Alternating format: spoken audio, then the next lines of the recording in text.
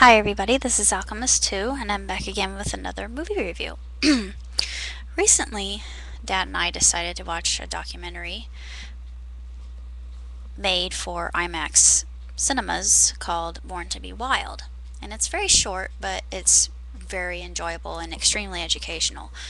Basically, it's about two reserves, one which is in Kenya for orphan elephants, and then the other one is in Indonesia, which is for orphan orangutans. And it's just absolutely fascinating. These animals and these people are just incredibly remarkable. Two different women from two different countries decided to open these reserves for these animals because they had no other means of getting protection or help, and if they hadn't had human help, then they would probably die. So it's very sad, but these women, I really have to doff my hat to them because they have done something just so amazing for equally incredible creatures, and they are very much like us, both the elephants and the orangutans. And I love both, but I'm more partial to orangutans just because I'm a big fan of great apes and just how incredibly intelligent and intellectual they are, and how akin to us that they can be, and they all have different personalities just like elephants do. Um, and Morgan Freeman was the one that was narrating this particular documentary, and I think that he did a tremendous job. Of course, I love Morgan Freeman's voice and just his character, and he added a special touch to it, and it was extremely enjoyable. It's very short for a documentary, but you have to remember it was made for IMAX, and the whole experience was more to be enjoyed and just immersed in the photography and the surroundings, and how concave the the actual screen is, because at home it's a little bit different, but it doesn't matter because it's still very um, entertaining and enjoyable, and one can get a lot out of it. I give it 4 stars. I really think that it was marvelous and just absolutely spectacular.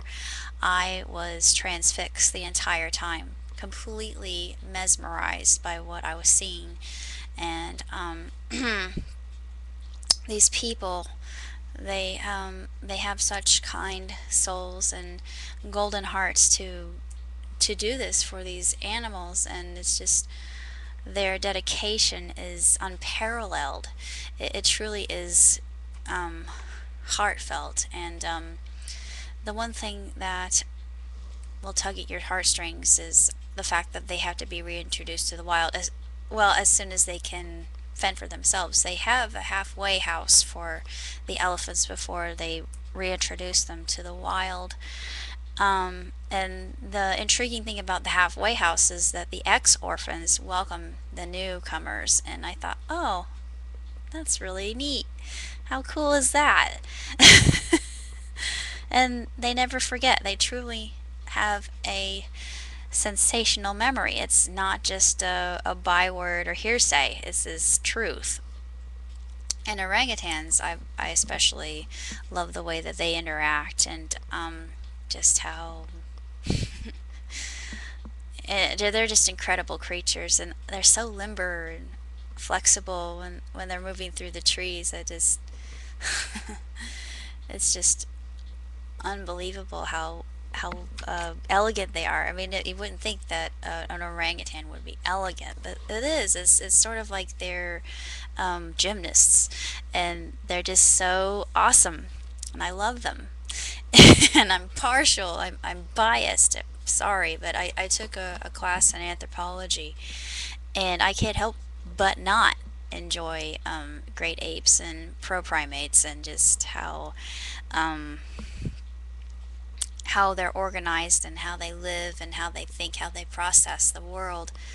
And the one thing that kind of haunted me was when the second orangutan was reintroduced to the wild, and his or her eyes, they were just so desperate and longing and just sort of filled with, I think, kind of regret. Though I might be anthropomorphizing this particular orangutan, but it's hard not to because they just have so many qualities that are akin to ours that it's very difficult not to do that. As far as documentaries go, it's one of the best ones I've seen in a long time, and I highly recommend it for anybody who's interested in outreaches like this one. And there was a piece on 60 Minutes that was similar to this, and I'm not sure if it was. I think it was the same reserve actually. With I think her name is Daphne. Yeah, Daphne, because I thought that she sounded very familiar. She looked very familiar, and I do think that that was the one that they did their piece on. Which, if you want to know more, you can just go to 60minutes.com. I don't know how far in the past it was, but you can still look it up and watch it, and you'll be intrigued. And I know I was, and I'm very impressed by both Daphne and Bajern and the work that they've done, and just the type of women that they are. I'm so inspired by what they've accomplished, and I'm sure it breaks their hearts when they have to re-release their ex-orphans back into the jungle where they should thrive and survive. But it's just inevitable, as Morgan Freeman says in his narration. As far as other things are concerned, I have recently finished Doctor-Patient Privilege. I just have a sketch here of my two main characters. On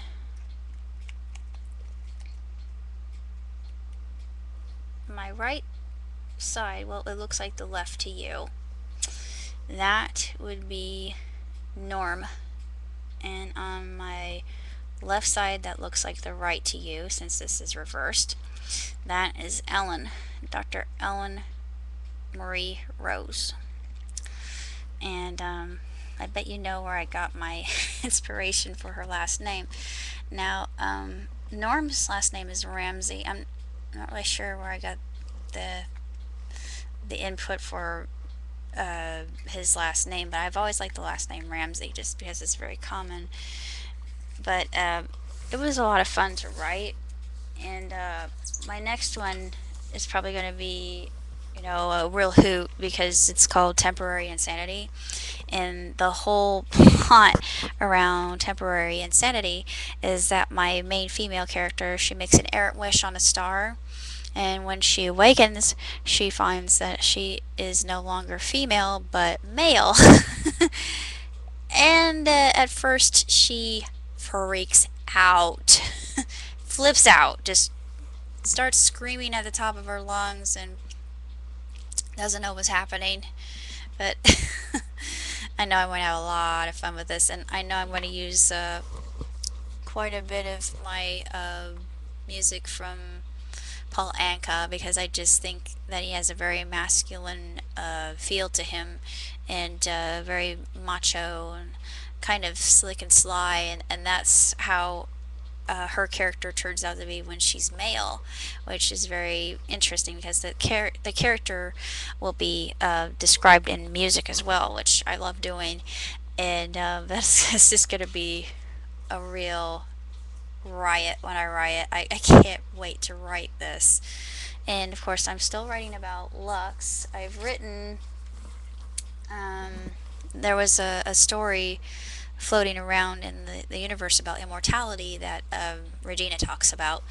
The next one is about Zool, which is the mirror planet of Lux.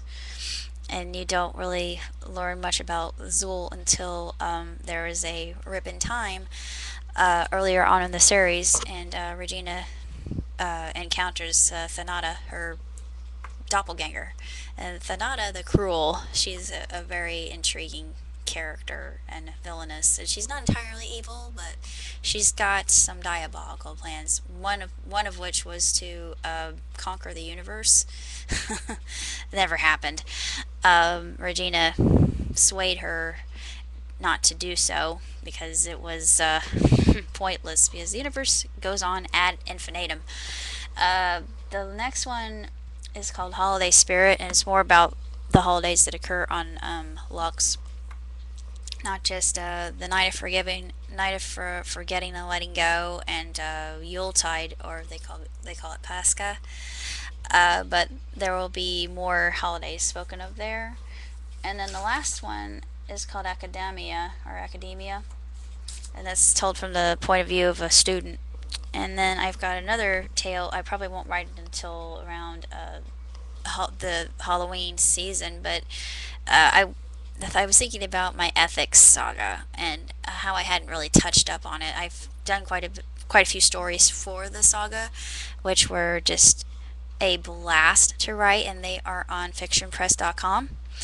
And you can look them up if you want to. I'm under the name Tiger Lily 98, and I've got 400 plus stories up and running already. But this one is from Cthulhu, from Lovecraft. If you're familiar with Lovecraft, I thought, oh, I want to tell a story from the point of view of Cthulhu, so I will. Or is it pronounced Tulu? It's the Hulu, I think. I think that's the correct pronunciation. I'm not sure. I don't want to sound like I'm some sort of idiot, but I try. Um, Currently, I'm watching White Album. It's actually, I don't know why they call it White. Well, actually, I do know why they call it White Album. They reveal why with Yuki's recording later on in the series, but this particular DVD takes place from chapter 14 on, which is kind of really strange. I had watched most of the series online a long time ago, so I kind of remembered what the story was about. But as soon as I watched the entire series, I will review it.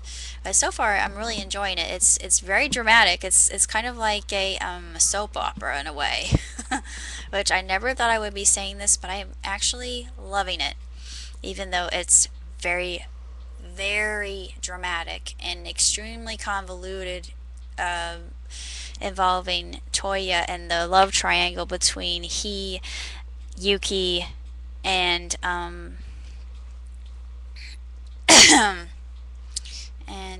Marina, both of which are idols.